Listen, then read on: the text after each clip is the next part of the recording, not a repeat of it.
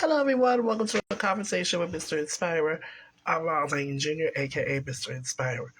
So glad you guys can join me once again. I haven't done this in a long time, so please bear with me. I hope that all of you have enjoyed your time with your family and friends, as well as just getting a little quality time in your day. Time in your day. So,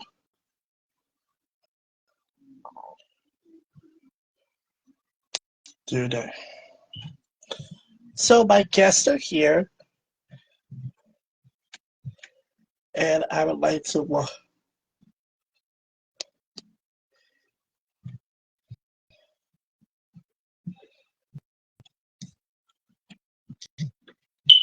I'm letting them live right now.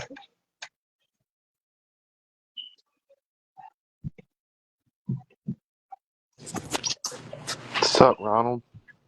Hey, bro, how are you? Good. How you doing?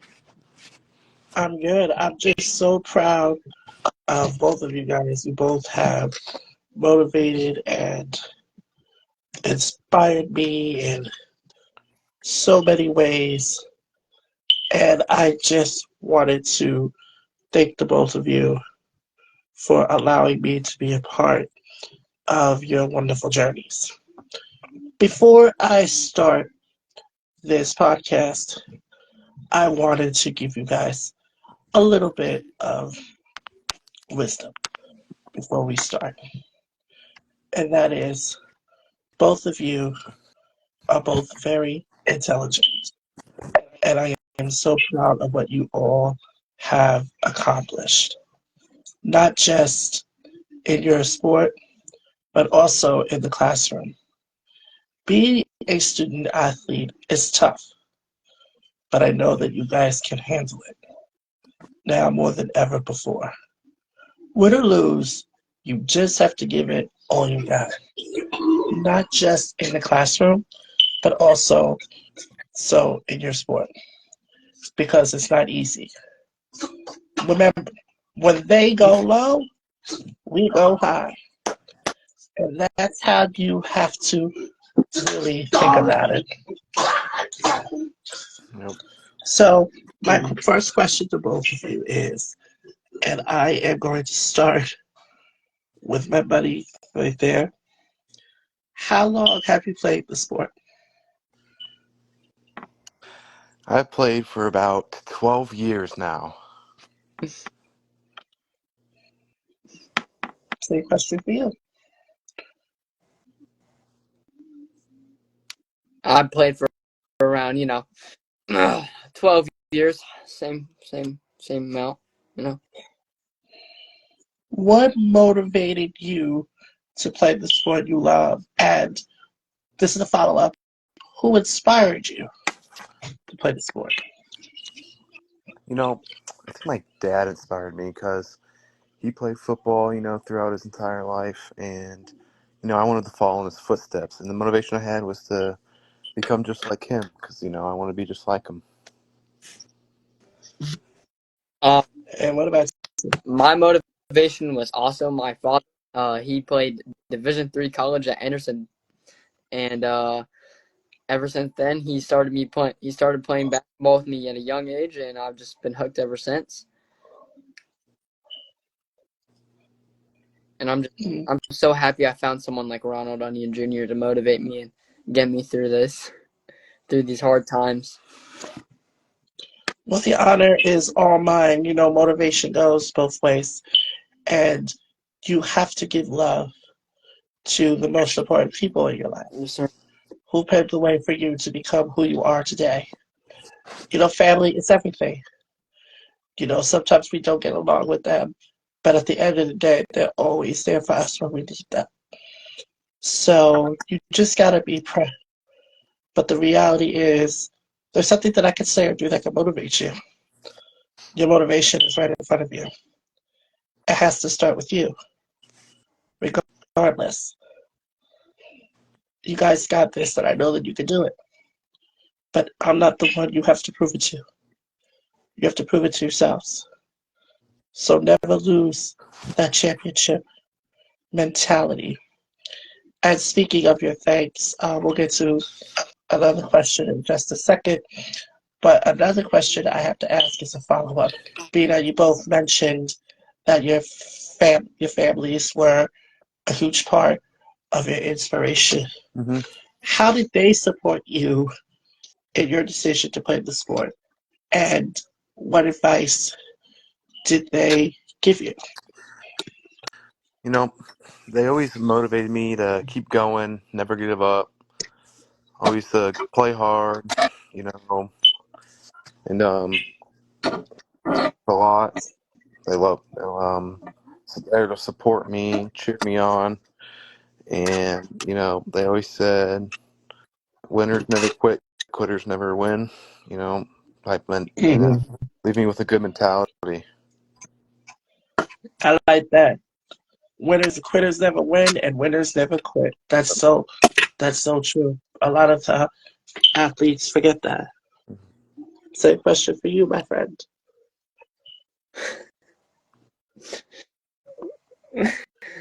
So, like, what was the question again? Sorry. How did your family support you in your decision and what advice did they give you? And I want to shout out one of my teammates, Emmanuel, for joining this. Thank you so much for joining. Um, I'm so proud of you and I'm thinking of you every day. So go ahead. Okay. My family, they always told me straight up. They never gave me they never gave me like, oh, they always told me straight up how I played. And if I didn't play good, they would tell me. And I feel like that really helped me. Like, I didn't really, I don't know. They didn't like just, if I played a bad game, they would tell me I played bad and what I did bad. And then they would tell me what I did Mhm. good. And they motivate me and be like, oh, you got the next one. Yeah. And they're like, Exactly, they're hitting you with the truth. And as a student athlete, again, like you said before, your family is your motivation because they played the sport. yeah, they're like, As oh, yeah, you opposed, have a hog down there. And I'm like, so you just gotta really think about it. Um, the other thing I want to talk to you guys about is, how did you both feel about me reaching out to athletes such as yourselves? And I also want you guys to talk about your daily routines because I know that your day begins before the school day. So I really want you guys to talk about that. First, start off with you. I think it's great that you reach out to us, and I just don't know, the kindness of your soul to do it. There's not many people like you out there that are willing to do that.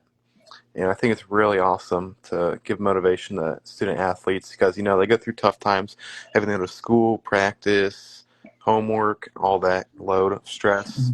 You take that Mm-hmm. off of them. yeah, And, you take the off me, Ronald.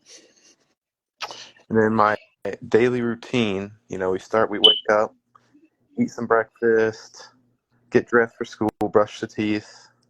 Then I'm off for school to 7 hours. And then right after school, grind time at practice for 2 hours. Weightlifting session for an hour every other day, Mm-hmm. and come home, do homework, eat dinner, take a shower, go to bed. Do you feel like you're sacrificing a lot of time with your friends because of it? Yes, I think so. I do. But The same question for him. Uh, I wake up at 3 in the morning. I drink my energy drinks. Go downstairs, get a big pump in 3 hours, get a shower, um, go to school, leave school early, get another pump in, go back to school, play some basketball. After school, go to practice. After that, I get more pumps in. They're Mm-hmm. always talking you can't listen to the haters like, oh, it's too big, all Mm-hmm. all that stuff. You know what I mean? And like, I don't know. They're like, oh, Ronald, it's too big down there, and I'm like, no, like he's really a good guy, you know. You know, like I Yeah. it brings me joy. Okay, so do you feel that you're sacrificing? I already asked him this question. I'm asking you the same one. Do you feel like you're sacrificing a lot of time with your friends because of your schedule? I Well, mean, you just said life of a student athlete can be really difficult. a lot of my friends are on Bang Bros, so yeah, they're all like they're all busy doing their other stuff, and yeah, like just to see how. All right. The last question I have to ask you guys is this one, and I really want you to think about this answer because both of you have different answers. So, this question is: if you could talk to your younger selves, what advice would you give your younger selves? What I would tell my You younger know what self is don't take anything for granted because I feel like I was always taking stuff for granted, saying, "Oh, that's not good enough for me. I wanted something better than that," and I just take so much for granted, and I feel like that would be something I wouldn't want to do if I could go tell myself that. And, and to always look at the bright side of things because there always is a bright side.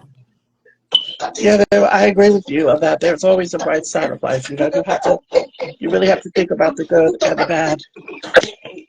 and the bad because you don't know how life's gonna what life's gonna give you. You know, you have your good days and you have your bad days, and sometimes you get thrown that curveball. Yeah, But what you just said too is important as well. You gotta never forget that you both have a light at the end of the tunnel, and that light at the end of the tunnel is your high school diploma. yep, You're working hard towards that high school diploma. yep. Um, the advice I would give my younger self is just never stop beating it. You know,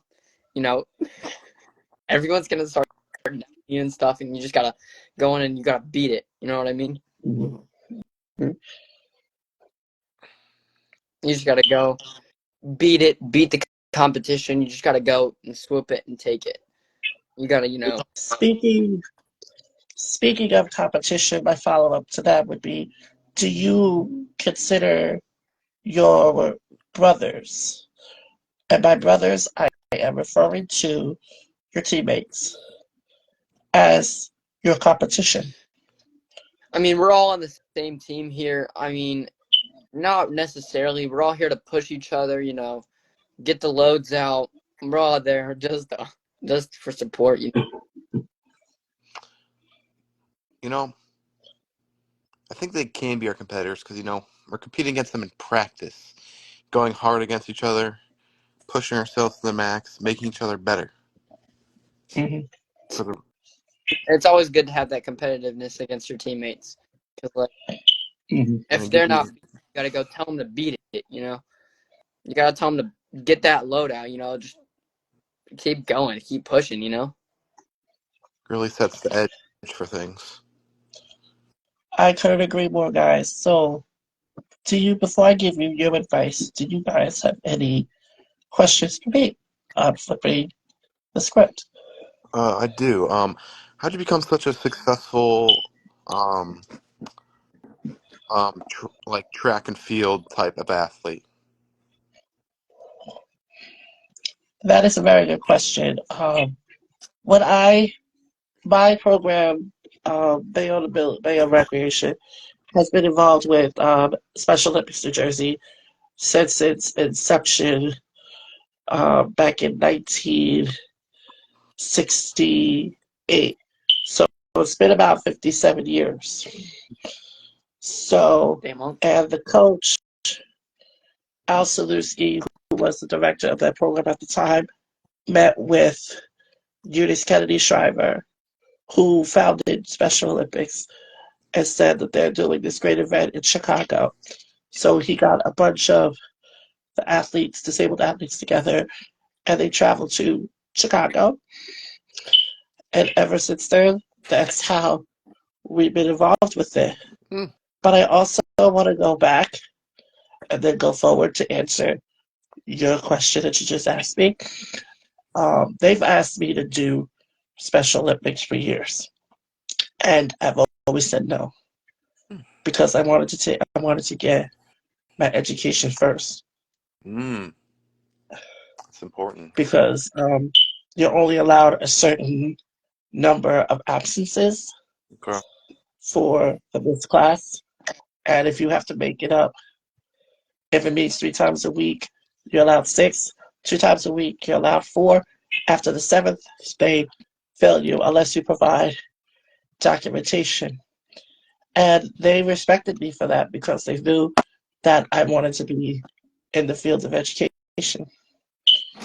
So I would have to say, to answer your question, in 2016, I finally said, yes, I will do it. Practice makes perfect. And, as a Special Olympics athlete, we're all family. We are all one family. It doesn't matter if we come from New Jersey, California, Connecticut, or even across the country, across the world as Dubai.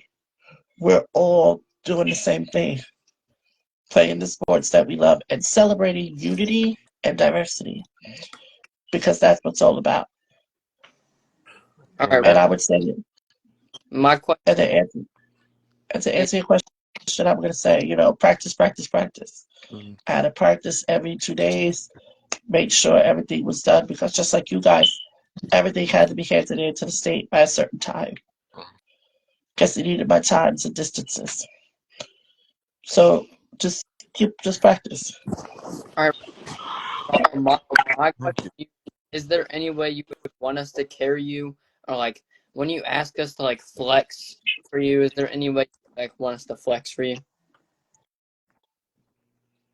Um, I think that's a tough one for me because I just need it for your love and support because I don't get that much love and support as a disabled athlete, mm, and it's really hard to get through the day.